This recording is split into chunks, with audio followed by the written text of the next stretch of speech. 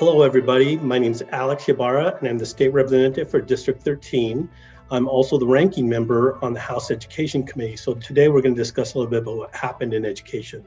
As we all know, we're in the middle of a COVID emergency, and with that, our kids were taken out of school. They were sent home, and many of them were able to do schooling at home via computer, via Zoom or whatever. So that was a real dilemma for us because we knew that the kids being at home and not learning as much because of being at home, we knew there was going to be some issues with that. So as the education committee came and wanted to do something about that, the first thing we did is we wrote a letter to the governor, making sure that the governor would vaccinate our teachers and school staff first before anybody else so we can get our kids back to school. We knew that the kids being at home were going to be socially impacted because they don't have their friends with them to play with. They don't have any interactions with anybody other than mom and dad and the teacher on Zoom, which is not the way the world should be.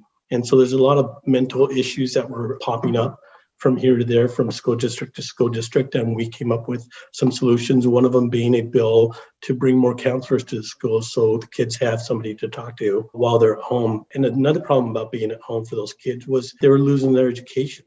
They were taking classes, but they were not learning as well as they should be to the levels that they would if they were at school. So what we did is we created some programs in order to do that. We also passed some bills that would help those kids do that.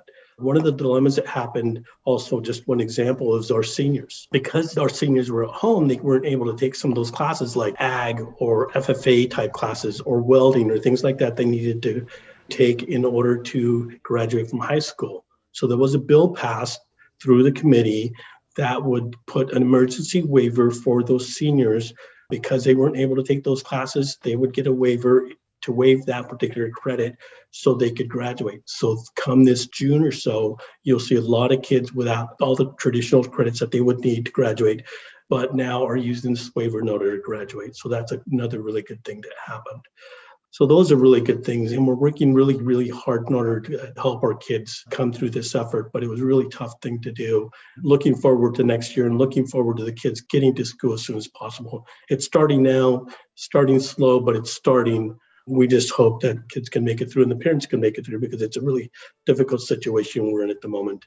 But next year, I think we'll have a good plan in place. We're really working hard to get that plan in place to make sure that the kids come back to school ready to go and everybody's in school and ready to learn, and those kids become the next generation of leaders that we all want to see.